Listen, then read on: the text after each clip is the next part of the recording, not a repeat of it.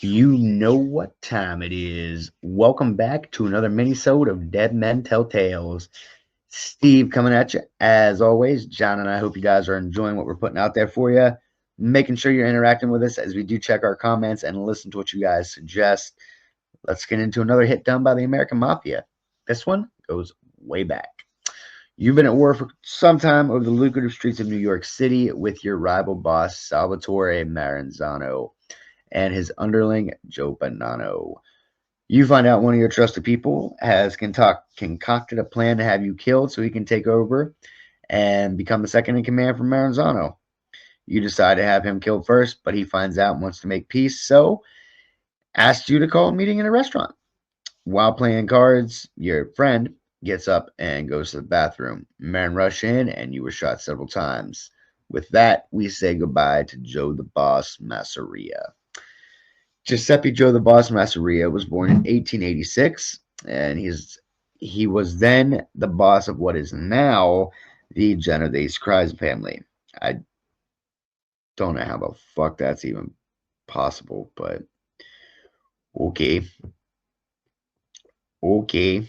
Um, During the 1920s, he was involved in several shootouts over power. Once he achieved that power, he was the boss. He had a nickname, also Joe the Glutton, due to his massive appetite. Along with the hunger for food, was the hunger to keep that power he has achieved. Enter stage left Salvatore Monzano and Joe Bonanno. Now, some of you know who Joe Bonanno is, especially if you know anything about the five families. When they arrived from Sicily, they wanted to take over the rackets and other sources of income from Joe the Boss. We all know how it happens when those kinds of people go head to head. A lot of shooting, a lot of killing, a lot of people dying. This has been known to be, oh my God, this has come to be known as the Castellamorese War. During this time, Lucky Luciano, trusted person of Joe's, goes to Maranzano to strike a deal to have Masseria killed if he could become Maranzano's number two. The deal is struck. Lucky sets up Masseria.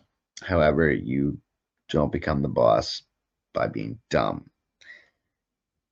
Joe the Boss finds out and he orders Lucky killed. Lucky ends up calling a meeting with Joe and at a restaurant to iron things out. While talking and playing cards, Lucky excuses himself, and at the same turn, gunmen rush in, pump Joe full of lead from behind. Despite the lore that surrounds it, which is Joe died with his face in a plate of spaghetti, the coroner's report, he had nothing in his guts. Like, Joe had nothing in his stomach, so he was empty stomached. Um, as most of you guys know, some of you may know, Lucky then sets up Maranzano after he lies to Lucky about what terms of the deal were.